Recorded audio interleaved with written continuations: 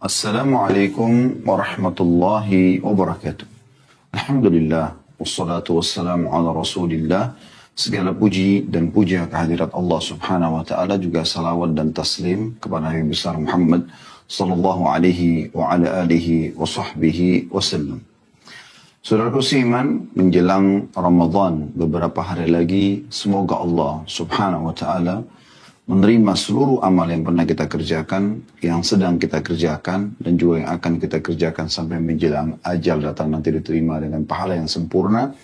Dan semoga Allah menyampaikan kita ke bulan Ramadan yang mulia, di mana kaum salafus salih, mereka kalau lepas Idul Fitri, beliau atau mereka berdoa kepada Allah agar amal-amal selama Ramadan diterima semuanya. Dan juga mereka selama 6 bulan mereka berdoa itu, 6 bulan yang tersisa menjelang Ramadan yang akan datang, mereka terus berdoa agar Allah capaikan dan bisa meraih yang terbaik di bulan Ramadan yang akan datang. Maka kita berdoa juga kepada Allah SWT, semoga Allah sampaikan kita di Ramadan ini, dan Allah berikan kita Ramadan yang banyak ke depannya. Karena memang ini bulan yang dikhususkan mulia, dan juga bulan, maksud saya dikhususkan kemuliaannya, dan juga bagi orang-orang yang memaksimalkan ibadah padanya juga sama akan meraih keutamaannya sendiri. Dan Nabi SAW selalu kalau mau tiba Ramadan menyampaikan kepada para sahabat, telah datang kepada kalian bulan Ramadan, bulan yang penuh dengan rahmah, di mana Allah melihat persaingan kalian pada bulan itu. Maka perlihatkanlah yang terbaik dari diri-diri kalian. Jadi kita memang dianjurkan untuk bersaing dalam masalah Ramadan itu. Tinggal teman-teman sekalian, ada poin-poin yang harus kita perhatikan baik-baik. Yang pertama adalah, kita kalau ingin rajin mengerjakan sebuah ibadah apapun, kalau Anda ingin rajin bersedekah misalnya, sholat malam, misalnya baca Quran, berzikir, dan ibadah-ibadah secara umum, maka Anda tinggal mencari dan membaca janji Allah di ibadah itu. Apapun itu sifatnya. Ya, jadi Anda baca, kalau bahasa ceramahnya itu fadilah, keutamaannya, ya. Anda baca misalnya keutamaan sholat malam, keutamaan sedekah, keutamaan sholat duha, keutamaan bakti sama orang tua, keutamaan berzikir, keutamaan berdoa, keutamaan baca Al-Quran.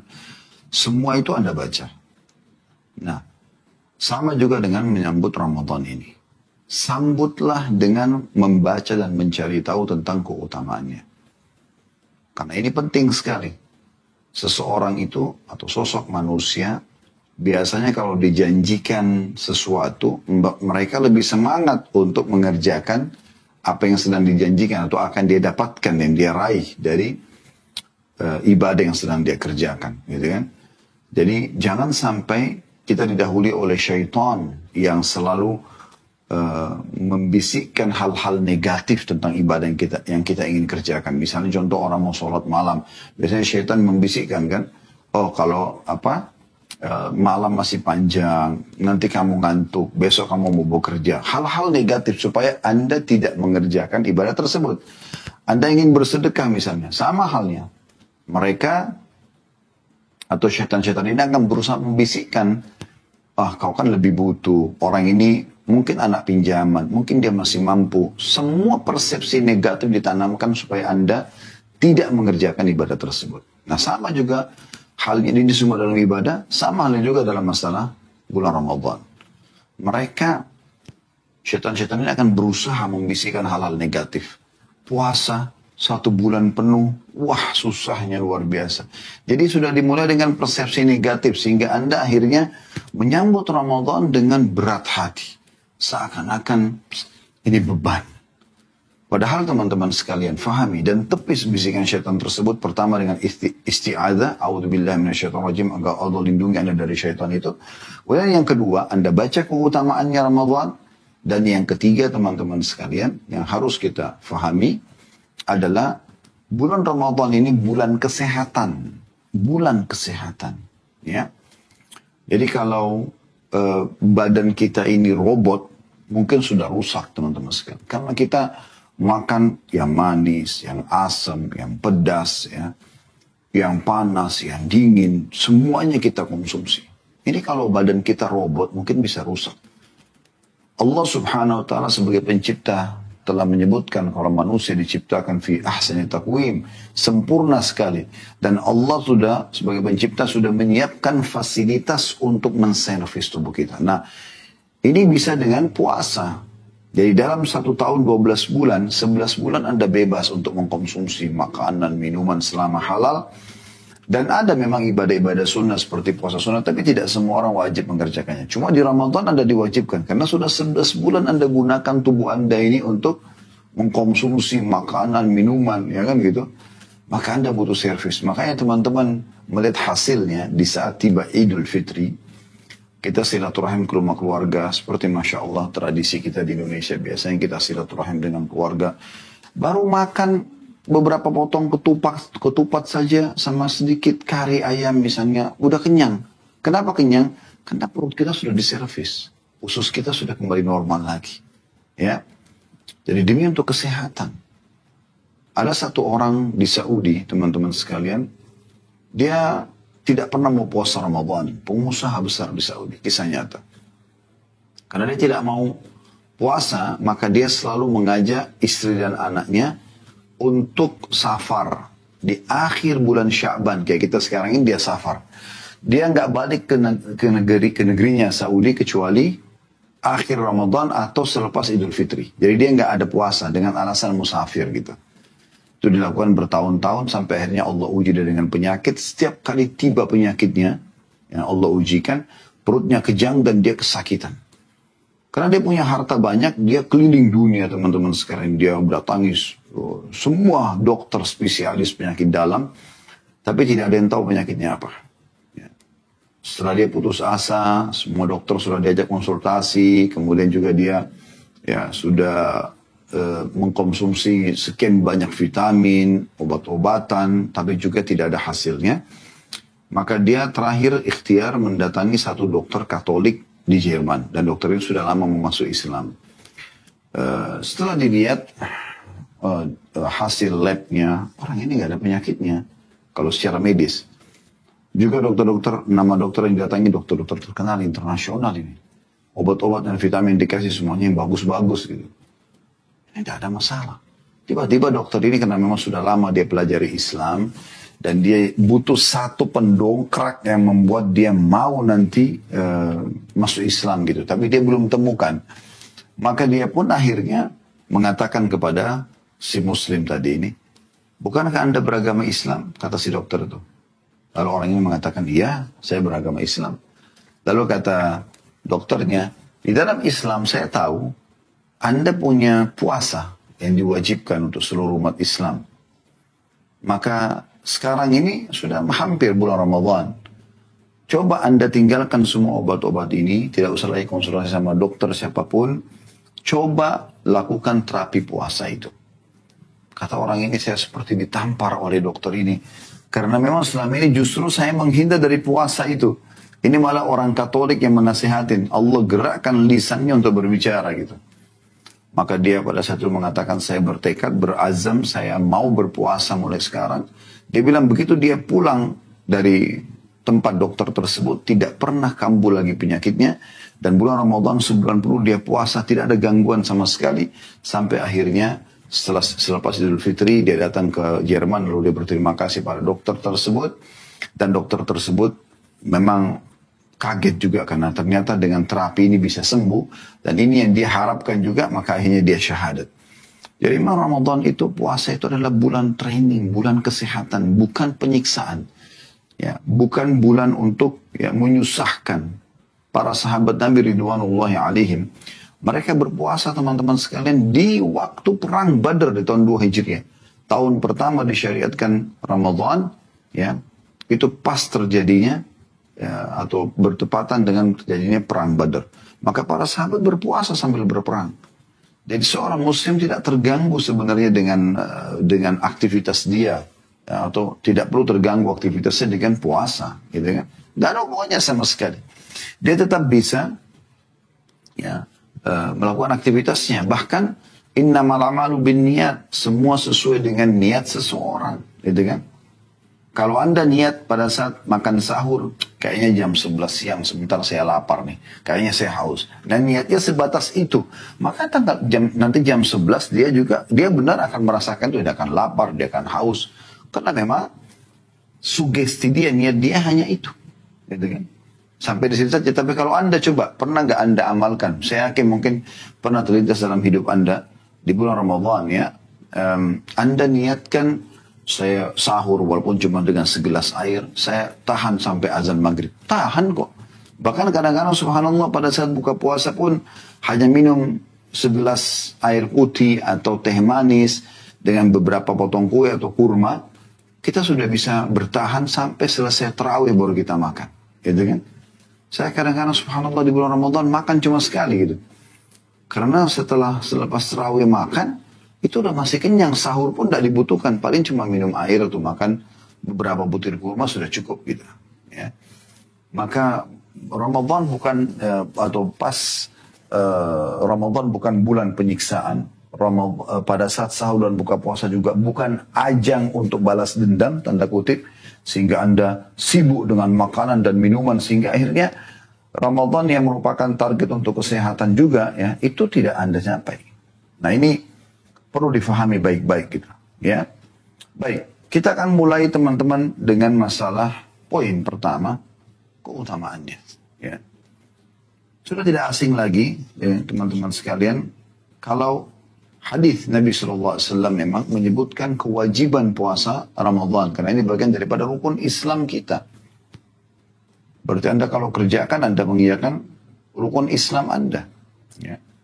Karena kata Nabi SAW dalam hadis Bukhari Muslim, Bunyal Islamu ala khamsin, Islam berdiri di atas 5 pondasi, syahadatu an la ilaha illallah, syahadati an la ilaha illallah wa anna Muhammad Rasulullah. Mengucapkan 2 kalimat syahadat. Aku bersaksi tiada Tuhan yang berhak disembah kecuali Allah dan Muhammad adalah hamba juga utusannya.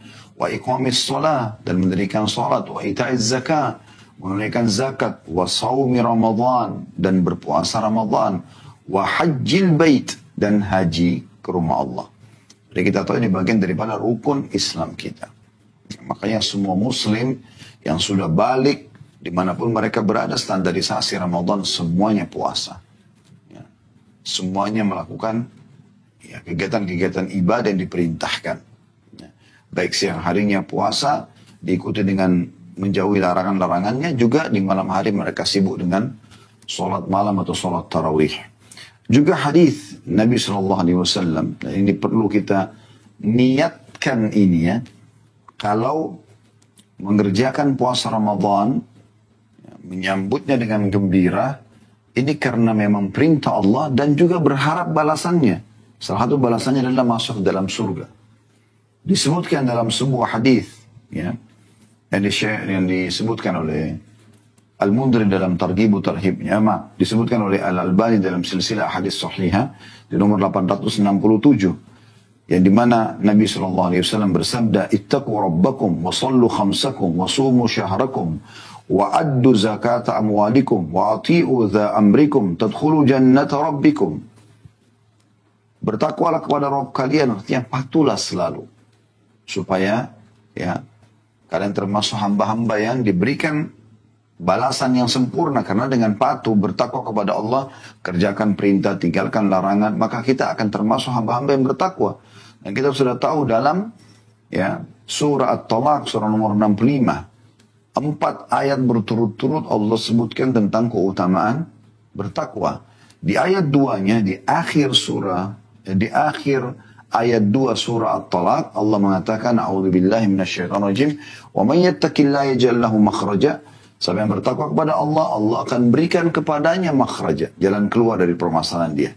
Di ayat 3-nya, wa yarzuqhu min haitsu la yahtasib. Allah akan berikan rezeki dari tempat tidak disangka-sangka.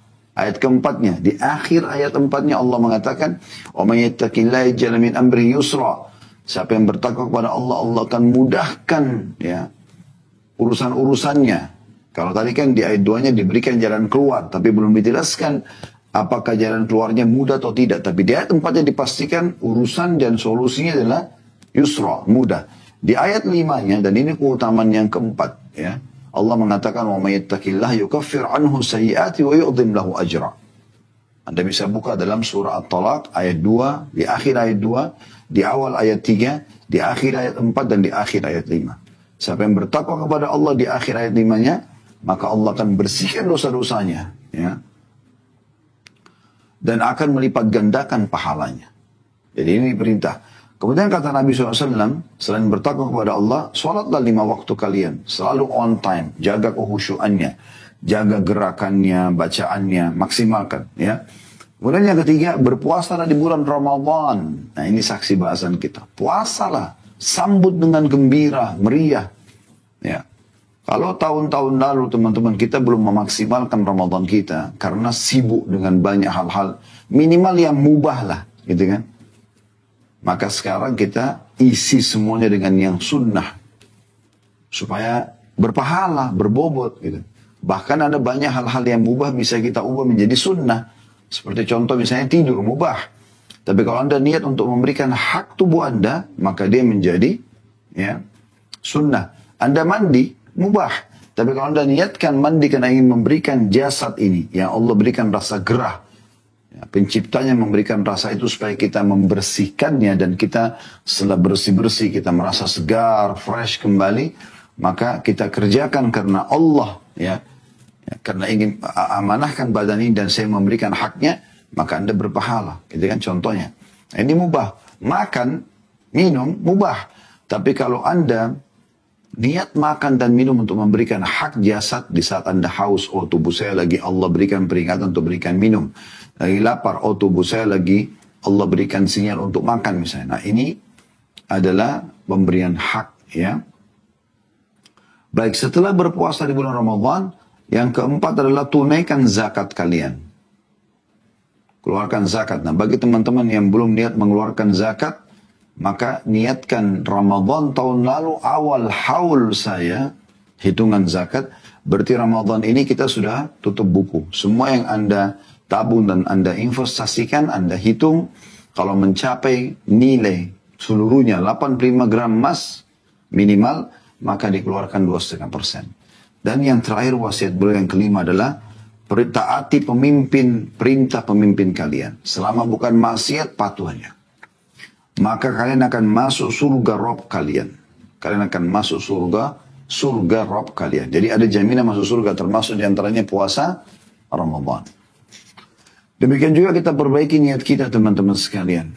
Karena ini keimanan kepada Allah. Dan selalu ingin mengejar keutamaannya. Kalau ini Anda gabungkan keduanya, Anda kerjakan Ramadan nanti, sambut Ramadan dan berpuasa di siang hari, sholat di malam harinya. Lalu Anda isi di antara keduanya dengan membaca Al-Quran, berzikir, berdoa, bersedekah, bakti sama orang tua, jenguk orang sakit, menuntut ilmu. Semua kebagian-bagian Anda kerjakan. Karena keimanan dan mengharapkan pahalanya, perhatikan keutamaannya. Hadis yang masyhur. Dalam hadis ya, yang disebutkan dalam kitab Sahihul Jami' di 6326, kata Nabi SAW, "Man shama Ramadhana imanan wa ihtisaban, ghufira lahu ma taqaddama min dhanbi." Siapa yang berpuasa Ramadan diikuti dengan ya, keimanan, yakin perintah Allah dan ihtisab, mengharapkan pahalanya, maka dibersihkan dosa-dosanya yang lalu. Ya, mendengar ini saja sudah cukup teman-teman sekalian, ya, agar kita memaksimalkan Ramadan kita. Ternyata dibersihkan semua dosa hanya dengan sebulan puasa. Artinya dosa-dosa yang lalu bukan cuma 1 hari, 2 hari, sebulan, setahun. Semua dosa yang lalu dibersihkan. Selama Anda melakukan syaratnya Ramadan karena keimanan dan mengharapkan pahalanya.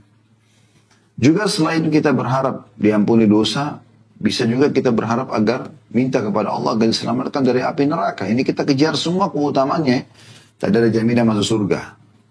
Diampuni dosa-dosa. Ya. Kemudian di sini yang kita akan sebutkan sekarang dalilnya tentang selamat dari api neraka. Masuk surga, diampuni dosa, sekarang masuk selamat dari api neraka. Semuanya disebutkan dalam hadis. Ya. Dalam Ibnu Majah disebutkan Ya, Sunan Ibnu Majah dan disebutkan oleh Albani dalam Sahih Ibnu Majah. Ya. Kata Nabi SAW, Inna lillahi inda kulli fitrin utaqa, wa dhalika fi kulli laylah. Sesungguhnya pada setiap waktu berbuka, setiap kali orang buka puasa, Allah memiliki orang-orang yang akan dibebaskan dari api neraka, yaitu setiap malam. Ini hadis sahih. Jadi Anda bisa bebas dari api neraka, artinya Anda menghapus nama Anda dari api neraka. Setiap Anda buka puasa. Hanya dengan berpuasa karena keimanan dan mengharapkan pahalanya. Gitu kan? Kemudian juga ada hadis Nabi SAW yang memotivasi kita untuk mengejar keutamaan. Yaitu Allah akan berikan kegembiraan juga di saat ketemu dengan Allah Subhanahu wa Ta'ala nanti. Allah akan berikan banyak bonus-bonus. Sebagaimana sabda Nabi SAW dalam hadis yang masyhur riwayat Bukhari nomor 1904. Lis-shaimi farhatan. Orang yang puasa dapat 2 kegembiraan, 2 kebahagiaan, 2 kesenangan. Farhatun 'inda fitri, gembira pada saat dia buka puasa. Karena kita dari pagi sampai malam tahan haus. Dan ingat ya, semua orang muslim melakukan hal yang sama. Jangan Anda rasa diri Anda sendiri. Dan Anda selalu lihat orang, kenapa orang ini mampu? Lihat orang yang mampu. Sehingga Anda selalu merasa mampu juga. Dan ingat, niatnya. Innamal a'malu binniyat, semua sesuai dengan niatnya. Kalau niat Anda, saya akan tahan, saya akan bisa, saya akan mampu, Allah akan berikan sesuai dengan niatnya. Kayaknya berat, susah. Maka sebulan itu jadi berat buat dia, karena niatnya memang begitu. Allah akan balas sesuai dengan niatnya. Maka pada saat buka puasa, bagaimana gembiranya kita minum seteguk air dingin misalnya, atau minuman yang manis. Bagaimana bahagianya kita? Maka demikian pula kegembiraan dan kebahagiaan yang kedua, wa farhatun 'inda wa farhatun hina yalqa rabbah, dan kegembiraan pada saat dia bertemu dengan Tuhannya. Karena akan ada balasan yang sangat besar dari puasa tersebut. Andai saja teman-teman sekalian kita tahu bagaimana balasan orang yang puasa pada hari kiamat nanti, kita berharap seluruh umur kita kalau 70 tahun semuanya puasa. Karena besarnya keutamaannya. Apalagi kalau hanya 1 bulan. Ya. Ini punya keutamaan sendiri. Juga Allah Subhanahu wa Ta'ala mengkhususkan 1 kem istana. Dan ada pintu gerbang yang namanya Rayyan. Untuk orang puasa. Dalam hadis yang sahih disebutkan. Di riwayat Bukhari nomor 1896. Kata Nabi SAW. Inna fil jannati baban yuqalu lahu Rayyan. Di surga nanti ada 1 pintu gerbang besar. Namanya Rayyan. Diberikan nama khusus. Yadkhulu minhu as-sha'imuna yawmal qiyamah. Orang-orang yang suka puasa akan masuk ke sana nanti hari kiamat. La yadkhulu minhu ahadun ghairuhum. Dan tidak ada yang masuk selain mereka. Yuqal, aina as-sha'imun. Maka dikatakan kepadanya, mana orang yang berpuasa? Dikatakan nanti pada orang-orang di mahsyar, mana orang yang suka puasa? Fayakumuna la yadkhulu minhu ahadun ghairuhum. Maka mereka pun berdiri dan tidak ada yang boleh masuk selain mereka saja. Fa idza dakhalu ughliqa falam yadkhul minhu ahad. Kalau mereka sudah masuk, ditutup rapat, tidak ada lagi yang bisa masuk selain mereka. Kalau Anda mengatakan memang ada istimewanya apa pintu itu Ustaz? Di dalam pintu itu ada kem istana untuk orang-orang puasa saja. Anda bisa memiliki teman-teman sekalian istana yang banyak di surga, dan setiap amal sholat itu punya kem istana. Sholat itu ada pintunya sendiri, pintu sholat dalamnya ada kem istana. Puasa juga begitu, zakat juga begitu, jihad juga begitu. Semua apa yang Anda kerjakan, Anda akan dapat nanti kem istana. Jadi Anda bisa nginap tidur, bukan nginap ya. Anda bisa nikmati istana yang ini di kem istananya puasa, di kem istana. Anda pindah lagi besoknya mungkin ke kem istana sholat dan seterusnya. Kemudian juga puasa ini punya keutamaan lain, yaitu akan menjadi penolong kita pada hari kiamat. Penolong. Dia akan memberikan syafaat. Di dalam sebuah hadis yang sahih disebutkan dalam kitab Sahihul Jami' di nomor 3882. Kata Nabi SAW, As-siyamu wal Qur'anu yashfa'ani lil abdi yawmal qiyamah. puasa dan Al-Quran, keduanya, ya, akan memberi syafaat, memohon kepada Allah agar menyelamatkan kepada seseorang hamba pada hari kiamat.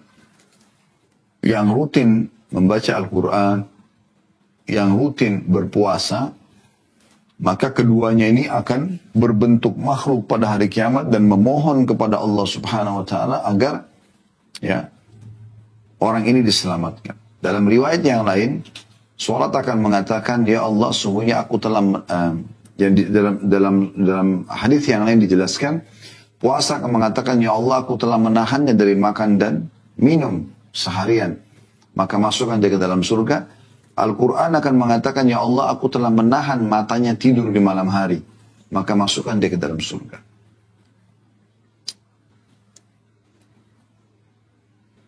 Juga teman-teman sekalian, puasa ini adalah amal yang paling besar pahalanya. Mengalahkan nilai dan, ya, nilai ataupun angka, ya, kalaupun ada angka, semua ibadah, balasannya. Karena dalam hadis qudsi, hadis ini diriwayatkan oleh Imam Bukhari di nomor 1904 dan Muslim 1151. Nabi SAW bersabda, Allah Subhanahu wa Ta'ala berfirman, qala Allah Ta'ala, kullu amal ibni Adam lahu illa as-sawm fa innahu li wa ana ajzi bihi. Semua amal ibadahnya anak Adam milik dia. Sudah tentukan kadarnya. Kecuali puasa. Karena dia milikku dan aku akan balas secara langsung. Dalam riwayat lain, semua amal ibadah anak Adam milik dia, terus tentukan kadarnya 10 sampai 700 kali lipat. Jadi tergantung kadar keikhlasan Anda. Makin Anda ikhlas, makin besar pahala angka yang akan diberikan. Kata Nabi SAW, antara 10 sampai 700 kali lipat. Semoga kita termasuk orang yang maksimal menerima pahala, ya. Allahumma amin. Kecuali puasa, kata Allah. Berarti puasa di atas 700 kali lipat. Karena dia milikku dan aku akan memberi langsung. Dia telah meninggalkan makannya, minumnya, syahwatnya karena aku. Dan ini keutamaan yang luar biasa. Ya. Jadi ikhlaskan niat, maksimalkan Ramadan Anda ini. Karena kalau tidak dimaksimalkan, sayang, sia-sia. Ada orang yang cuma tidur aja dari pagi. Tidur dari pagi. Tidur, bangun hanya sholat. Mungkin dia sholat 5 waktu, ya. Tapi nanti bangun jam 4 sore. Puasanya tinggal 2 jam, udah azan maghrib. Ini puasa apa, tidur terus ini. Gitu kan. Ada juga orang bermain-main aja. Buang-buang waktu. Para salafus salih itu kalau sudah tiba Ramadan, teman-teman, aktivitas yang tidak terlalu mendesak ditutup sama mereka. Walaupun mubah, udah dia sibuk dengan ibadah. Sibuk dengan Al-Quran, mengkhatam beberapa kali, sibuk dengan doa, karena orang puasa itu diterima, diijabah doanya. Jadi memang begitu. Itu yang mereka kerjakan. Dalam hadis yang lain, disebutkan oleh Al-Mundhir dalam kitab Targhib Tarhib dan disahihkan oleh Syekh Al-Albani dalam Sahih Targhib Tarhib di jilid 11, di jilid 2 halaman 109. Di mana Rasulullah SAW bersabda, "Alaika bis-shaumi fa innahu la 'idla lahu." Berpuasalah kamu karena puasa merupakan amalan yang tidak ada bandingannya. Tidak ada bandingannya. Luar biasa puasa itu. Nilainya tidak ada bandingannya. Puasa juga teman-teman sekalian bisa membersihkan atau menyelamatkan kita dari fitnah. Masalah-masalah yang kita hadapi. Dengan puasa bisa terselamatkan. Dengarkan hadisnya. Dalam hadis yang disebutkan dalam Sahihul Jami' di nomor 4195 oleh Syekh Albani semuanya. Kata Nabi SAW, fitnatul rajuli fi ahlihi wa mali wa jarih, yukaffiruha as-siyam wa sadaqah. Fitnah yang menimpa seseorang laki-laki disebabkan oleh keluarganya, hartanya dan tetangganya. Gangguan-gangguan bisa datang dalam hidupnya. Semua itu dapat ditebus dengan puasa dan sedekah. Coba. Puncaknya puasa Ramadan karena wajib. Selebihnya puasa-puasa sunnah, Senin Kamis, Ayyamul Bid, ya, kemudian 6 hari bulan Syawal, puasa Tasu'a dan Asyura 9 dan 10 Muharram, puasa hari Arafah 9 Zulhijjah atau 9 hari berturut-turut ya, dari 1 sampai 9 Zulhijjah. Ini semua adalah ya, penyelamat kita dari permasalahan. Jadi kalau Anda lagi ada masalah, Anda bisa berpuasa. Pendekatan diri kepada Allah Subhanahu wa taala. Apalagi puasa yang wajib dari Ramadan dan puasa-puasa yang dianjurkan. Nah, ini penting. Juga bisa dijauhkan dari api neraka. Tidak ada sebuah dalil yang belum kami bacakan. Hadis riwayat Muslim nomor 1153 ya. Ini termasuk puasa sunnah. Kata Nabi SAW, "Ma min abdin yasumu yawman fi sabilillah illa ba'adallahu bidzalika al-yawmi wajhahu 'anil nari 70 kharifa." Tidak ada seorang hamba pun yang berpuasa di jalan Allah karena Allah dia puasa. Bukan karena enggak enak sama pasangan, suami, istri, kepada mertua, orang tua, lingkungan, teman-teman kantor, atasan, bukan. Memang karena Allah SWT. Ada orang yang tahu, tidak ada orang yang tahu, tetap dia puasa. Gitu ya. Orang berpuasa karena Allah SWT, kecuali Allah akan jauhkan dia dengan 1 hari puasa itu dari api neraka 70 tahun. Itu luar biasa. Bagaimana kalau kita puasa Ramadan sebulan penuh? Ya. Ini harus diperhatikan baik-baik. Kemudian teman-teman sekalian, yang perlu Anda ketahui ya, supaya puasa Anda maksimal, hati-hati ya. Jangan sampai Anda melakukan hal-hal yang mengurangi kadar pahala puasa atau menghilangkan pahalanya. Contoh misalnya, hadis Nabi SAW diriwayatkan oleh Imam Bukhari di nomor 1904 ya. Kata Nabi SAW, "As-siyamu junnah." Puasa itu perisai. Dalam riwayat lain, "As-siyamu junnatu minan nari ka junnati ahadikum minal qital." Puasa itu perisai dari api neraka, sebagaimana perisai seseorang di antara kalian pada saat dia di kancah peperangan. Dia taruh perisai yang ada dipegang dengan tangannya untuk menangkis serangan musuh. Maka puasa perisai dari api neraka. Ini luar biasa bahasanya gitu kan. Faidah kana yaumus shaumi ahadikum, oleh karena itu kalau kalian sedang berpuasa, fala yarfus. Ingat, jangan rafas. Rafas ini mengucapkan kata-kata yang mengundang syahwat kepada pasangan yang tidak halal. Kalau suami istri masih bisa mengatakan sayang, rindu, tapi kalau selain mereka nggak boleh. Di luar Ramadan juga tidak boleh berdosa, tapi di Ramadan ini mengganggu puasa itu. Yang tadinya punya keutamaan banyak bisa hilang gara-gara ini. Tidak boleh rafas. Kemudian wala yaskhab. Jangan pernah dia bertengkar. Lalu Ustaz, kalau ada yang ajak saya bertengkar bagaimana? Nabi masih lanjutkan sallallahu alaihi wasallam. Fa in sabahu ahadun aw qatalahu.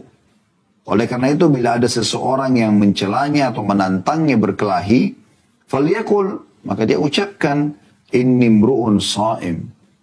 Aku sedang berpuasa. Aku sedang berpuasa. Jadi puasa ini program juga untuk perbaikan akhlak. Kita dilatih untuk tidak boleh ya bertengkar, ribut, berkata-kata yang tidak benar. Dalam hadis yang lain juga hadis sahih, kata Nabi SAW, tentang masalah dusta ya. Man lam yatruk qawla az-zuri wal 'amala bihi falaysa lillahi hajatun fi an yada'a ta'amahu wa syarabah. Siapa yang tidak meninggalkan perkataan dusta ya dan perbuatan dusta, sikap-sikap yang mengarah kepada kedustaan, maka tidak ada hajat bagi Allah menilai lapar dan hausnya. Jadi kita sekaligus dilatih untuk menjadi orang yang baik. Training yang luar biasa ini. Banyak orang subhanallah mengikuti training ya. Untuk peningkatan satu skill spiritual, jujur misalnya, amanah misalnya. Mereka bayar mahal, gitu kan. Dan itu karena dilihat ada trainernya yang bagus, atau memang staff trainer dan menggunakan media yang bagus. Gitu. Diharapkan Anda nanti jadi outputnya juga bagus, gitu kan. Seperti itu. Nah, Ramadan teman-teman, sadar atau tidak sadar, trainernya adalah Allah langsung. Allah yang balas langsung puasa kita sebagaimana tadi hadis sudah kita bacakan. Stafnya semua para malaikat. Keutamanya terlalu banyak. selamat dari api neraka, diampuni dosa, masuk ke dalam surga. Ya. Dia adalah amal yang paling afdol, panen pahala yang sangat banyak. Maka kesempatan emas, gitu kan. Maka ini harus difahami baik-baik. Demikian pula teman-teman sekalian, maksimalkan Ramadan nanti dengan dengan doa. Dengan doa, nanti akan kita sebutkan di penutupan kita nanti insya Allah. Coba kita bahas tentang program keseharian Anda. Supaya padat gitu dalam sehari seperti apa sih yang harus kita kerjakan supaya Ramadan ini bisa maksimal. Kita akan tutup dengan itu nanti insya Allah. Tapi teman-teman, kalau seandainya ada orang yang meninggal sementara dia lagi puasa, ada jaminan surga juga. Dalam sebuah hadis, ya, disebutkan dalam Sahih Jami oleh Syekh Albani nomor 6224, kata Nabi SAW, "Man khutima lahu bisiyami yawmin dakhala al-jannah." Barang siapa yang meninggal saat sedang berpuasa pada hari itu, maka ia masuk ke dalam surga. Ini luar biasa. Tidak usah peduli teman-teman sekalian tentang masalah bau mulut. Oh, kalau orang puasa kan Ustaz bau mulutnya nggak enak. Itu di mata manusia. Dan Anda masih bisa kumur-kumur kok. Ya. Anda sering menjaga untuk sikat gigi, kumur-kumur, pakai siwak. Ini semua dibolehkan walaupun orang sedang puasa gitu kan. Tapi umum karena orang tidak ada makan dan minum biasanya beberapa jam ada sedikit bau. Ya. Tapi insya Allah tentu orang kalau menjaga, tetap dia kumur-kumur dan menjaga, insya Allah tidak terlalu, tidak terlalu keras lah bau itu. Tapi bau busuk, bau-bau yang kurang sedap ini, dari mulut orang yang puasa, di sisi Allah tetap wangi. Sebagaimana Nabi SAW mengatakan, bahkan bersumpah atas nama Allah dalam hadis riwayat Muslim, nomor 1151. Kata Nabi SAW, "Walladhi nafsu Muhammadin biyadih." Demi, ya, zat yang jiwa Muhammad berada di tangannya, maksudnya demi Allah, la khalufu famis sa'imi atyabu indallahi yaumal qiyamati min rihil misk. Sungguh bau mulutnya, aroma mulutnya orang yang puasa di sisi Allah, ya, di hari kiamat nanti lebih wangi daripada bau kasturi. Ya. Orang-orang suka puasa nanti kalau hari kiamat mereka berbicara, maka itu adalah hal yang baik. Nanti dia kalau ngomong akan keluar lebih wangi daripada bau kasturi. Ya. Baik teman-teman sekalian, kita akan masuk ke bahasan yang lebih mendalam lagi untuk sekaligus kita menutup tentunya tema kita, dan kita akan buka sesi tanya jawab setelah itu, yaitu pemaksimalan waktu-waktu di Ramadan. Coba kita renungi bersama. Kita mulai dari sholat subuh misalnya. Ya. Tentu ini lebih baik Anda kerjakan setiap hari, tapi kita bicara pemaksimalan Ramadan. Sholat subuh dimulai dari menjawab muadzin. Dengarkan azan dan biasakan teman-teman, dengar azan, jangan beraktivitas yang lain, ucapkan seperti yang diucapkan oleh muadzin. Karena kata Nabi SAW dalam sebuah hadis riwayat Bukhari nomor 6014 dan Imam Ahmad nomor 14817, kata Nabi SAW, kalau kalian dengarkan muadzin, maka ucapkan seperti yang diucapkan oleh muadzin. Ucapkan seperti yang diucapkan oleh muadzin, ya. Kecuali pada saat dia mengucapkan hayya 'alas shalah, hayya 'alal falah, ucapkan la haula wala quwata illa billah. Lalu mintalah, ya. Lalu bacalah salawat untukku. Karena siapa yang baca salawat untukku 1 kali, maka Allah akan balas 10 kali. Dan mintalah untukku al-wasilah. Siapa yang meminta wasilah untukku, maka dia akan mendapatkan syafaatku. Dan doanya masyhur dalam hadis Bukhari ini, yaitu membaca Allahumma rabba hadhihi ad-da'wati tammah. Ya Allah, sungguhnya adalah seruan yang sempurna azan ini. Wassalatil qa'imah, dan salat akan didirikan. Ati Muhammadanil wasilata wal fadila, berikanlah Nabi Muhammad SAW wasilah, kedudukan tertinggi di surga, ya. Dan keutamaan, wab'athu maqaman mahmudan lilladhi wa'atta, dan bangkitkanlah ia dalam keadaan atau kedudukan yang terpuji sebagaimana telah engkau janjikan untuknya. Jadi kita jawab muadzin. Mulai dari itu program. Yang kedua, berdoa antara azan dan iqamah. Misal Anda pas azan Anda ke masjid subuh, ya. Ini punya keutamaan sendiri sebagaimana kata Nabi SAW, siapa yang sholat isya berjamaah maka dia seperti mendirikan setengah malamnya, dan siapa yang sholat subuh berjamaah maka dia seperti menyempurnakan setengah yang tersisa, ya. Jadi subuh sama isya ini usahakan dijaga semaksimal mungkin. Dan kata Nabi SAW, sesungguhnya sholat yang paling berat bagi orang munafik adalah subuh dan isya dan subuh, karena ini waktu tidurnya mereka gitu, ya. Baik. Semoga Allah SWT buat kita istiqomah. Ini penting sekali untuk dijaga. Kemudian Anda sementara jalan, Anda jawab muadzin. Anda dengar komandan azan di sana sini misalnya, Allahu Akbar, Allahu Akbar. Anda juga mengatakan Allahu Akbar, Allahu Akbar. Ulangi lagi, Allahu Akbar, Allahu Akbar. Anda juga mengatakan Allahu Akbar, Allahu Akbar. Asyhadu an la ilaha illallah. Anda juga mengatakan asyhadu an la ilaha illallah. Juga pada saat asyhadu anna Muhammadar Rasulullah, Anda juga mengatakan asyhadu anna Muhammadar Rasulullah. Waktu kata-kata muazzin hayya 'alas shalah, Anda mengatakan la haula wala quwata illa billah. 2 kali tentunya. Saya cuma ringkaskan. Kemudian hayya 'alal falah, Anda mengatakan la haula wala quwata illa billah. Lalu Allah Akbar, Anda ucapkan yang sama. La ilaha illallah juga sama. Lalu Anda baca doa tadi. Sementara jalan. Ya. Kemudian Anda pas masuk ke masjid atau masih sementara mau ke masjid, azan sudah selesai. Itu waktu mustajab doa. Biasanya durasinya cuma 5-10 menit. Maksimalkan berdoa teman-teman. Maksimalkan berdoa. Ini sang Raja Allah. Pencipta Anda, pencipta semua yang di langit, pencipta semua ada di bumi, yang selalu menyiapkan semua kebutuhan Anda, yang bisa memaafkan kesalahan Anda, menutupi aib-aib Anda. Allah Subhanahu wa Ta'ala menjanjikan antara azan iqamah mustajab doa. Kata Nabi SAW, salasatun la turaddu da'watuhum. Ada 3 orang tidak akan pernah ditolak doanya. As-saimu hatta yuftir. Orang yang puasa sampai dia buka puasa. Nah, berarti Anda sudah dapat ini, ya. Kemudian wal imamul adil, pemimpin yang adil. Yang ketiga wa da'watul madlum, yarfa'uha Allahu fawqal ghamami. Dan orang-orang yang terzalimi Allah angkat, ya, doa mereka ke atas awan.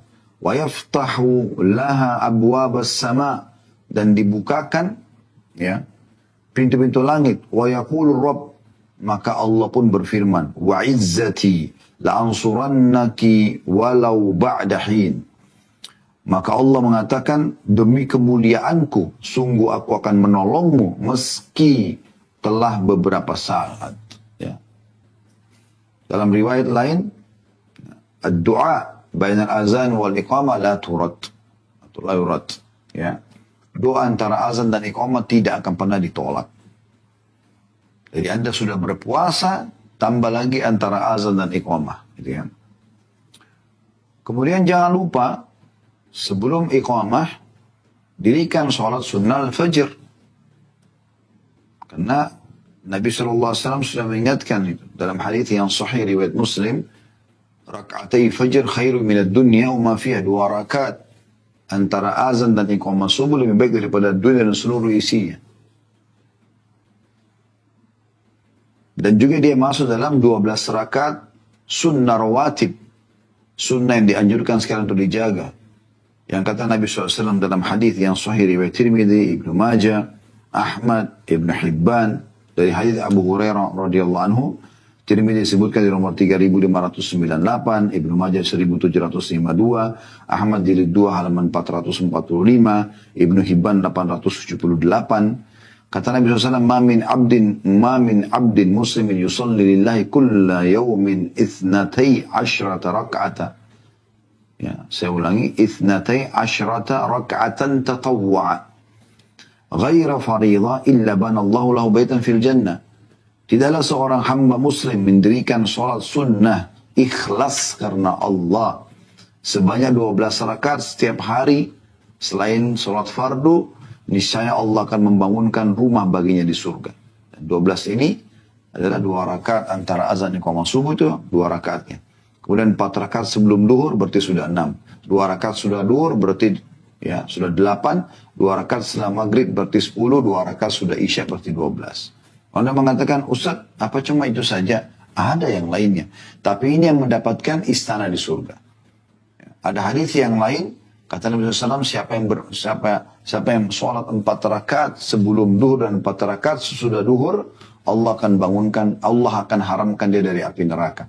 Jadi Anda kalau mau mendapatkan keutamaan hadis yang baru kami sebutkan diharamkan dari api neraka, Anda tinggal tambah 2 rakaat di ba'diyah duhur. Tadi kan kalau 12 rakaat itu ba'diyahnya cuma 2 rakaat. Kemudian ada juga qabliyah asar. Kata Nabi SAW, semoga Allah merahmati seorang hamba yang selalu menjaga 4 rakaat sebelum asar. Begitu juga dengan qabliyah maghrib dan qabliyah isya. Karena kata Nabi SAW, baina kulli adzani shalah. Di antara azan dan iqamah ada sholat. Jadi ada juga. Tapi 12 rakaat ini yang memang mendapatkan keutamaan istana di surga. Lalu kemudian selanjutnya Anda sholat subuh dengan penuh kekhusyuan. Ini yang penting. Tuma'nina, ketenangan, konsentrasi. 2 rakaat saja. Lupakan semua urusan bisnis, urusan keluarga, urusan pekerjaan. Apa saja, lupain semua. Saya sekarang mau sholat antara saya sama Allah. Resapi semua ucapan kita. Dari takbiratul ihram sampai salam. Iftitah, al-fatihah, surah, ruku, doa ruku, i'tidal, doa i'tidal, sujud, doa sujud, duduk di antara 2 sujud, doanya, sujud lagi, doa, kemudian berdiri, rakaat kedua lagi sampai nanti tahiyat lalu salam. Semua dengan tumanina. Berikan hak semua bacaan dan gerakannya. Ini yang penting. Dan Nabi SAW menjamin bagi orang yang sholat subuh, maka dia akan mendapatkan jaminan Allah Subhanahu wa ta'ala. Dalam sebuah hadis yang sahih riwayat Muslim nomor 657, kata Nabi SAW, man shalla subha fahuwa fi dhimmatillah. Siapa yang sholat subuh berjamaah, maka dia berada dalam jaminan Allah. Fala yatlubannakumullahu min dhimmati bi syai'in fayudrikahu fayakubbahu fi nari jahannam. Maka janganlah di antara kalian menyakiti atau mengganggu orang yang sudah diberi jaminan oleh Allah sehingga disungkurkan ke neraka jahannam. Dan Imam Nawawi rahimahullah mengatakan dalam syarah Sahih Muslim di jilid 5 halaman 158, zimma dalam hadis ini maksudnya perlindungan atau naungan Allah, maknanya adalah jaminan dan disebutkan keamanan. Jadi orang kalau salat subuh tenang aja sudah. Sampai Salim bin Abdullah bin Umar radhiyallahu anhu jema'in, cucunya Umar bin Khattab bin orang yang sangat saleh. Pernah satu kali disuruh oleh Hajjaj bin Yusuf, seorang yang zalim waktu itu, suruh bunuh satu orang. Tidak jelas kesalahannya apa. Karena dia berkuasa, dia paksa Salim. Salim bunuh orang ini. Orang ini telah berbuat kezaliman, memberontak dari pemerintah. Salim bin Abdullah tahu ini orang zalim. Kalau tidak diikuti maunya nanti dia bisa buat makar yang lebih besar. Salim ambil pedang. Kemudian mendekati orang tersebut. Waktu didekati orang itu, Salim bertanya, "As-sallaita as-subha al-yawm?" Apa kau sholat subuh hari ini berjamaah? Ma'al jamaah? Dia bilang, na'am, iya. Maka kata Salim, kalau begitu saya tidak jadi membunuhmu. Dia hanya ingin memberikan pelajaran kepada Hajjaj, pemimpin zalim pada saat itu. Lalu Hajjaj mengatakan, kenapa kau tidak membunuhnya? Kata Salim, tunjukkan hadits ini. Karena Rasulullah SAW sudah mengatakan siapa yang sholat subuh, maka dibawa jaminan Allah, keamanan Allah. Dan jangan kalian ganggu orang yang sudah sholat, yang dapat jaminan Allah. Karena bisa saja kau dilempar dalam api neraka. Dan aku tidak mau itu. Pada saat didengar oleh ayahnya Abdullah bin Umar. Ini anaknya, Salim ini anaknya Abdullah bin Umar. Abdullah bin Umar waktu dengar kasus tersebut, lalu dia mengatakan, Allahu Akbar, Allah Maha Besar telah memberinya petunjuk. Setelah sholat subuh, teman-teman sekalian, salam dengan penuh tumaknina, zikir habis sholat.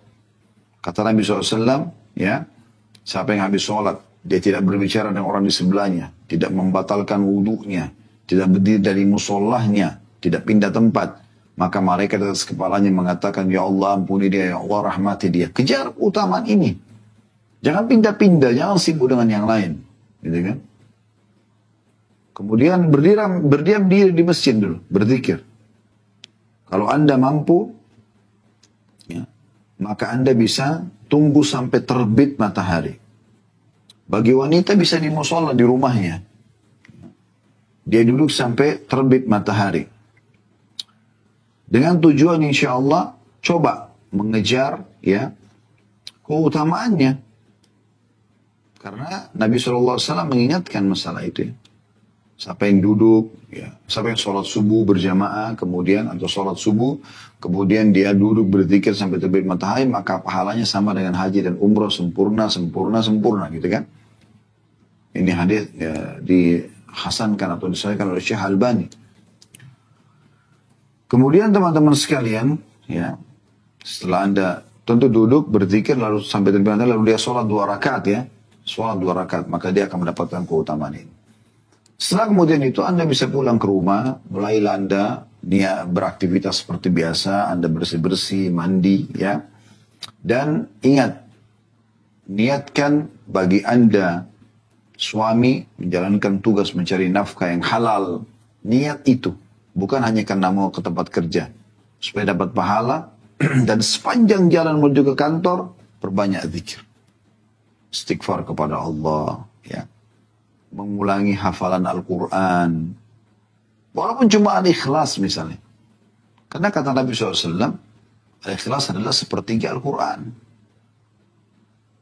Atau Anda menjalankan hadis Nabi SAW, siapa yang membaca 10 kali surah al-ikhlas dalam sehari, Allah akan bangunkan baginya istana di surga. Maka Anda jalankan itu. Anda baca subhanallah, alhamdulillah, wa la ilaha illallah, Allah akbar. Anda baca salawat para Nabi SAW. Jadi, isi kekosongan jalan itu jangan mengkhayal cuma sibuk lihat helmnya orang warna apa, mobilnya merek apa, motornya merek apa. Gak usah sibuk dengan itu. Sibuk, jangan diam. Lakukan zikir kepada Allah Subhanahu wa taala. Berdoa kepada Allah Subhanahu wa taala sepanjang jalan. Lagi pakai helm berdoa, lagi di mobil berdoa. Meminta sesuatu yang Allah sedang berikan nikmat, itu lebih afdal kita minta dipertahankan daripada musibah sudah datang baru kemudian kita minta jalan keluarnya. Maka minta itu.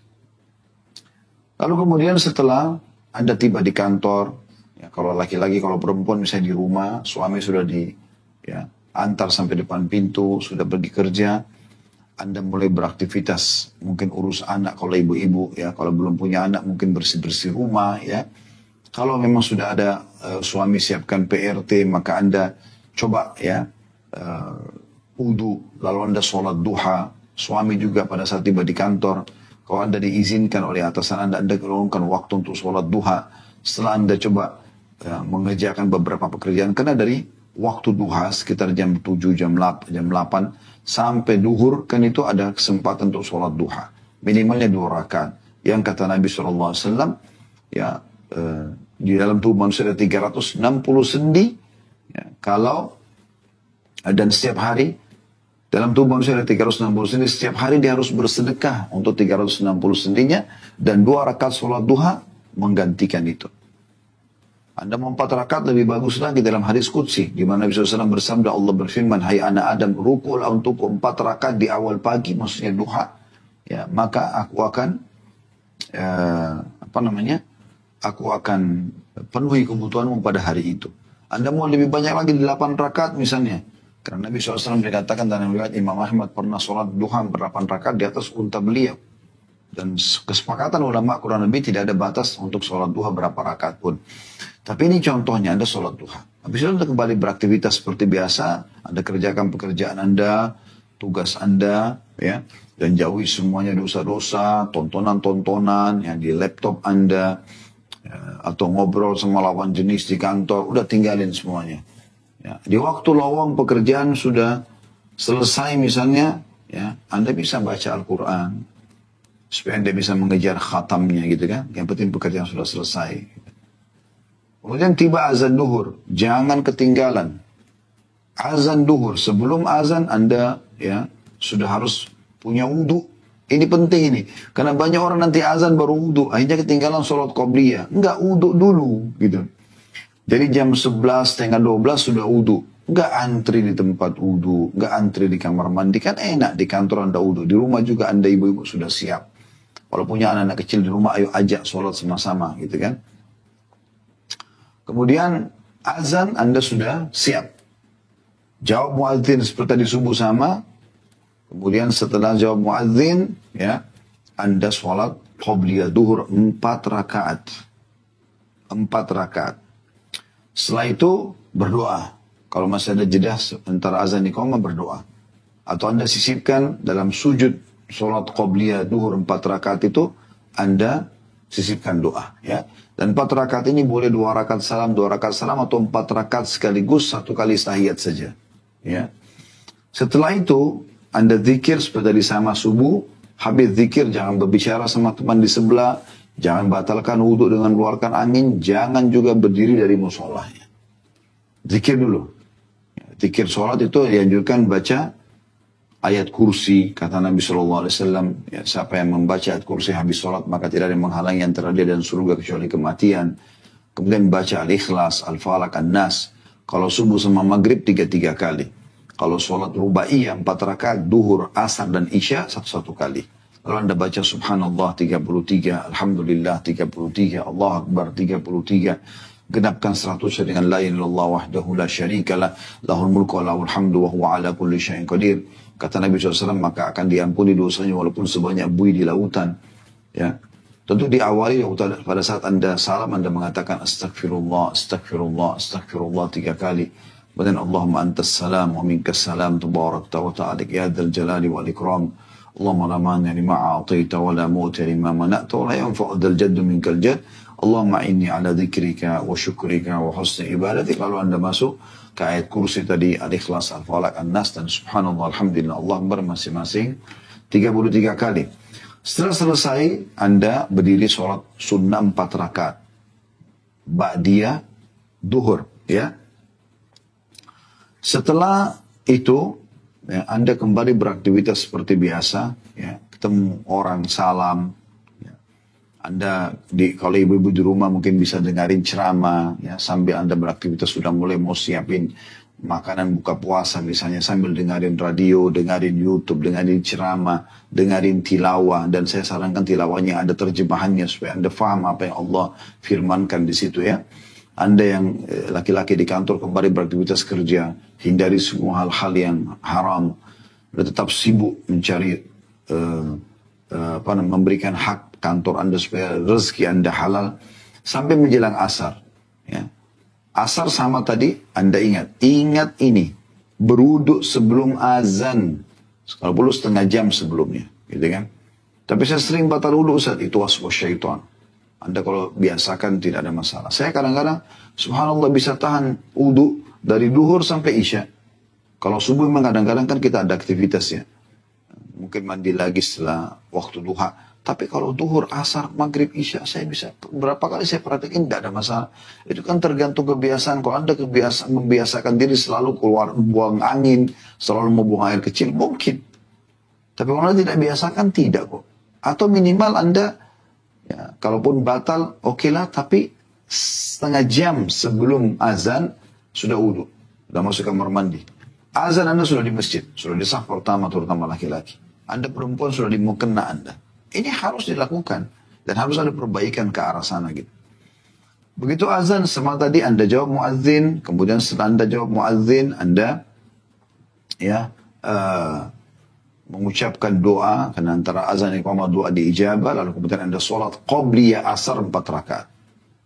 Sudah kita sebutkan tadi keutamanya, kemudian Anda sholat bersama imam, ya. Kalau Anda di rumah ibu-ibu bisa sholat sendiri, kalau tidak ada yang temani, kalau ada anak-anak Anda ajak, ada PRT Anda ajak sholat berjamaah. Setelah asar sama kasusnya, ya. Sama kasusnya, Anda, tentu antara azan iqamah tadi Anda berdoa, lalu Anda sholat asar, penuh dengan tumak nina. Setelah sholat asar, kemudian Anda zikir, ya. Setelah sholat, sama tadi dengan subuh dan duhur, Jangan bicara sama orang di sebelah, jangan batalin wudu, jangan berdiri dari musola, selesaikan dulu zikir-zikirnya. Setelah selesai, ya, setelah selesai, baru kemudian Anda melanjutkan. Ada tadi yang luput dari saya. Di pagi hari tadi kalau Anda tunggu syuruk, ya, terbit matahari atau habis subuh, Anda bisa baca zikir pagi, ya. Ada zikir pagi. Kalau belum tahu, Anda bisa ketik di Google zikir pagi petang, akan keluar insya Allah. Di YouTube juga banyak panduan yang Anda bisa dengarkan kalau Anda belum hafal. Nah, selepas asar, habis zikir sholat, Anda zikir petang. Itu tidak akan mengambil waktu lama. Mungkin 15 menit insya Allah selesai. Anda minta kebaikan-kebaikan hari itu. Kemudian Anda kembali beraktivitas lagi, ya. Kalau memang Anda ibu-ibu masak, siap-siap, ya mungkin suami mau pulang, buka puasa di rumah. Anda laki-laki selesaikan pekerjaan sampai Anda selesai mungkin jam 5, ya. Anda sudah mulai siap-siap pulang ke rumah gitu kan. Nah, di sini juga ada yang ingin saya sisipkan teman-teman sekalian. Kalau Anda lagi pulang dari kantor, ya, tidak ada salahnya Anda dalam satu hari bisa mencari pahala untuk mendapatkan pahala puasa ekstra. Yaitu dengan membuka puasakan orang lain. Misal Anda beli air mineral, Anda taruh di jok, di tempat penyimpanan, di bawah jok kursi motor Anda atau di sebelah Anda kalau di mobil, di kursi sebelah Anda siapin beberapa air mineral mungkin yang dibungkus dengan kurma misalnya, itu bagus. Ya. Kemudian Anda bagi-bagikan ke orang di pinggir jalan untuk mereka berbuka puasa. Nah, itu juga sangat baik ya. Ibu-ibu juga bisa berbagi dengan musola atau masjid dekat rumah. Kirimkan teh, kopi, kue-kuean supaya dapat pahala. Karena kata Nabi SAW, "Man sa'iman." Siapa yang buka puasakan orang yang berpuasa, karena lahu mithlu ajri sha'imin ghairi an yanqus min ajri sha'imin syai'a. Dia akan dapat pahala sempurna seperti pahala orang yang puasa tanpa dikurangi sedikit pun dari pahala orang yang puasa itu. Jadi kita raih kesempatan ini. Kemudian setelah itu, ya, sebelum azan lagi fokus berdoa. Mungkin 15 menit Anda khususkan itu berdoa. Karena mungkin tadi doanya masih belum terlalu fokus, sekarang fokus ya. Sampai menjelang azan. Dan ini penting. Jangan sampai teman-teman sekarang kita baru mau mulai berdoa pada saat sudah dikumandangkan azan. Itu sudah saatnya berbuka puasa. Karena kata Nabi SAW, manusia terus dalam keadaan baik selama mereka ya menyegerakan buka puasa dan juga sahur. Ya. Maaf, selama mereka menyegerakan buka puasa dan menerambatkan sahur. Di dalam hadis yang sahih riwayat Ibnu Majah nomor 1381 kata Nabi SAW, la yazalun nasu bi khairin ma'ajjalul fitra wa akharus sahur. Manusia senantiasa dalam keadaan baik, sehat badannya, normal juga dia melalui waktu-waktu puasanya selama mereka menyegerakan berbuka. Azan saatnya buka puasa. Bukan berdoa lagi pada saat itu. Bismillah Anda makan. Sunnahnya makan kurma, kemudian Anda minum air. Lalu Anda baca, "Dhahabat dhama wabtalatil uruq wa thabatal ajru insyaallah." Telah hilang dahaga kami ya. Dan telah basah urat-urat dan juga sudah dicatat pahala-pahala ya. Jadi ini yang Anda baca. Ya, setelah Anda berbuka puasa, ingat, buka puasa ini baca doa, jangan lupa ya. Dhahabat dhama tadi. Wabtalatil uruq wa thabatal ajru insyaallah ya. Baik, setelah itu jangan buru-buru makan yang berat teman-teman sekalian. Cukup itu. Minum seteguk air, makan beberapa butir kurma, seteguk air atau segelas air gitu kan. Anda mau air dingin boleh, air hangat boleh, Anda mau minum teh boleh. Mungkin makan sedikit snack kalau Anda mau makan kue-kue ringan. Itu aja dulu. Jangan langsung nasi, ya, sup, kari, berat langsung. Jangan seperti ini. Karena buka puasa bukan ajang balas dendam sebagaimana kami jelaskan tadi. Anda sholat maghrib dulu ke masjid supaya tidak ketinggalan. Sama tadi ya. Jawab muadzin, kemudian melangkah ke masjid, kemudian ada juga doa menuju ke masjid ya. Teman tadi belum kita singgung, tapi Anda kalau belum tahu Anda bisa baca doa menuju ke masjid. Cukup panjang sebenarnya, tapi Anda bisa cari tahu insya Allah karena ini bahasanya cukup panjang. Kami sudah bedah di hari Senin sore ya, di kumpulan doa-doa. Minta-minta agar Allah jadikan di hati kita, di penglihatan kita, di pendengaran kita, di tangan kita, semuanya ini cahaya. Menuju ke masjid, sama. Laki-laki di saf pertama. Antara azan dan iqamah berdoa. Kalau bisa sholat qobliyah bagus. Lalu sholat berjamaah dengan imam. Habis itu zikir seperti biasa. Ibu-ibu juga begitu.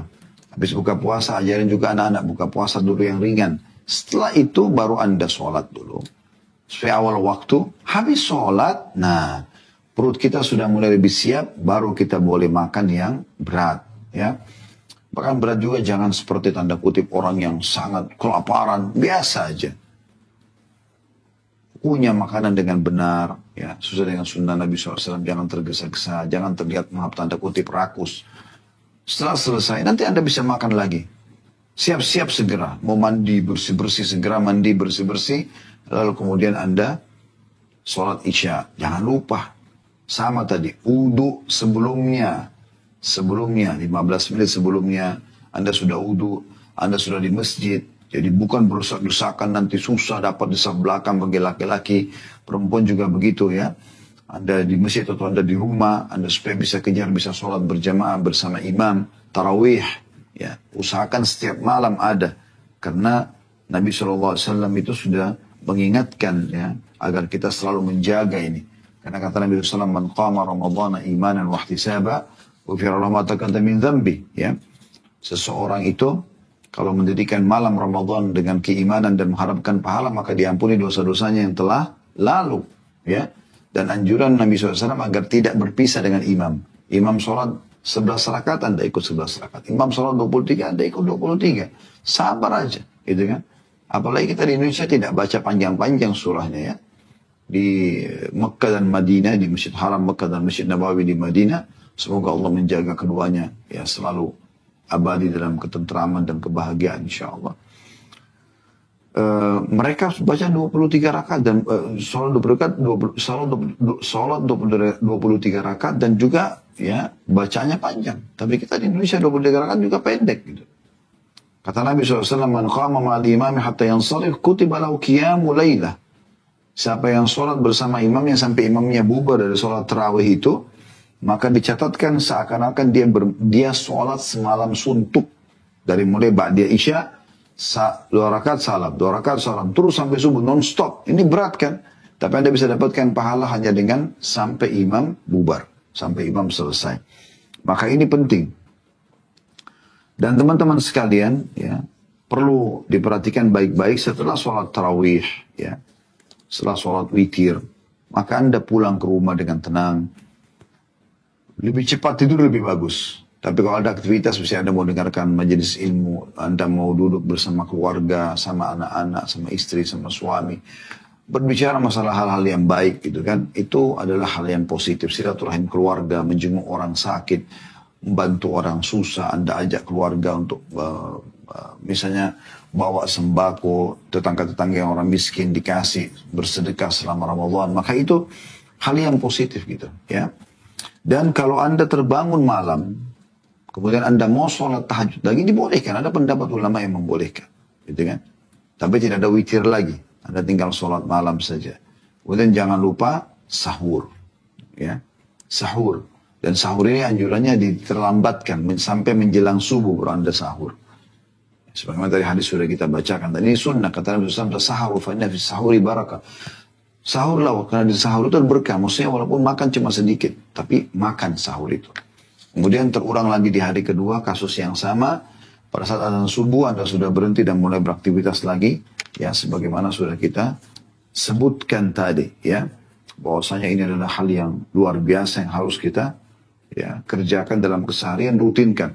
Anda bisa kerjakan lebih baik daripada itu, alhamdulillah. Tapi jangan lebih sedikit daripada ini. Ya, minimal ini Anda perbaikin. Dan ini targetnya adalah bagaimana supaya setelah Ramadan nanti Anda sudah rutinkan program ini.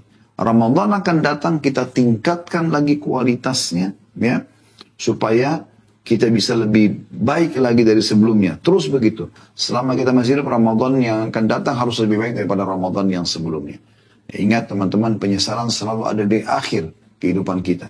Kalau Anda tidak maksimalkan ya Ramadan ini untuk menjadi orang baik, untuk lebih dekat kepada Allah SWT, untuk bertobat dari dosa-dosa, kira-kira kapan Anda akan bertobat dan memperbaiki diri Anda?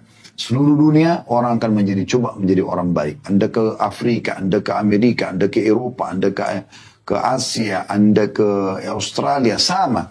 Semua muslim sibuk dengan puasa dan amal-amal soleh mereka. dan malam hari juga mereka sibuk dengan ibadah. Maka ini saatnya kita menjadi baik, karena secara massal semuanya muslim coba menjadi orang lebih baik. Dan pesan kami yang terakhir teman-teman, pada saat di akhir Ramadan nanti, ya Anda jangan lupa di 10 terakhir Ramadan lebih giat lagi beribadah, karena kata Nabi SAW, atau dikatakan dalam riwayat Nabi SAW itu beriktikaf di 10 terakhir Ramadan, bahkan di akhir beliau 20 hari. Dan beliau kalau di akhir Ramadan, maka beliau lebih menguatkan ikatan sarungnya untuk beribadah dan membangunkan keluarganya untuk sholat malam. Gitu kan?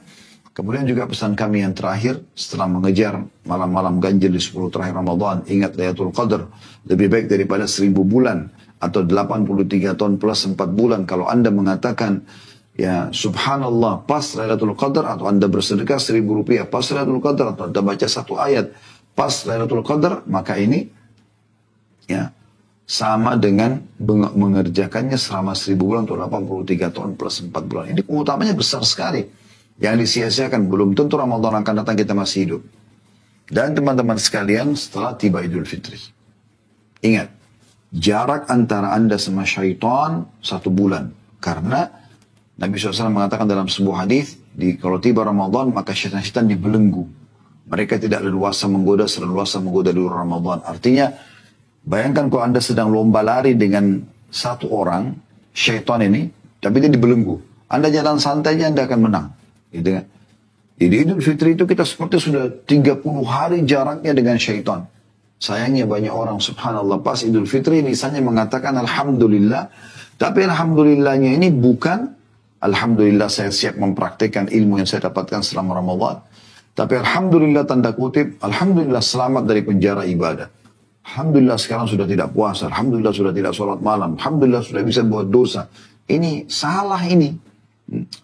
Padahal dia sudah digodok dalam 1 bulan, dibiasakan, dilatih, ditraining untuk menjadi orang yang lebih baik. Maka harusnya diterapkan ilmu itu setelah Ramadan. Ikuti puasa-puasa sunnah setelah itu. Ya. Kata Nabi SAW, siapa yang puasa Ramadan, diikuti dengan 6 hari saja bulan Syawal, puasanya sama dengan puasa setahun penuh, sama dengan 365 hari. Ini puasa luar biasa. Puasa Senin Kamis, seminggu 2 kali, 2 hari. Senin dan Kamis Anda masih punya Selasa, Rabu, Jumat, Sabtu, Ahad. Ada 5 hari yang tidak bisa aktivitasnya. Puasa saja. Ajak teman-teman puasa, ajak keluarga puasa. Kata Nabi SAW, hari Senin, Kamis amal dilaporkan ke langit. Dan aku ingin pada saat amalku dilaporkan, aku sedang berpuasa. Terapkan itu. Kalau di Ramadan, ada puasa-puasa lain ya. Seperti puasa juga tadi. Ada puasa Ayyamul Bid 3 hari setiap bulan. Tanggal 13, 14, 15. Yang kata Nabi SAW, siapa yang berpuasa 3 hari setiap bulan maka pahalanya sama dengan puasa setahun. Ada puasa ya hari Arafah tanggal 9 Zulhijjah bagi Anda yang tidak haji. Kata Nabi SAW, ya, puasa hari Arafah membersihkan dosa setahun yang lalu dan setahun yang akan datang. Juga puasa Tasu'a dan Ashura 9 dan 10 Muharram. Kata Nabi SAW, puasa hari Ashura mengampuni dosa-dosa setahun yang lalu. Sementara 9-nya kata Nabi SAW agar tidak sama dengan Yahudi, maka kalau kami masih hidup tahun depan, karena waktu itu tahun terakhir Nabi SAW hidup, pada saat beliau sampaikan hadits ini, kami akan ikutkan 10 sama 9, agar tidak sama dengan Yahudi. Ini contohnya, gitu kan. Jadi kerjakan ini. Sholat malam, Anda kerjakan juga setelah itu. Jangan tidak kerjakan. Sebulan Anda terbiasa. Tapi kan Ustaz terawih habis Isya lebih mudah. Kalau sholat malam kan kita harus bangun tengah malam. Bukankah Anda bangun sahur? Lalu sudah kita biarkan buat program agar Anda bangun sebelum subuh. Sahur gitu kan. Maka ini diterapkan dalam kehidupan sehari-hari. Zikir yang biasa dijaga dan semua program-program tadi yang sudah kita sampaikan coba tetap diterapkan setelah Ramadan. Insya Allah dengan begitu kita akan memaksimalkan Ramadan kita. Allah.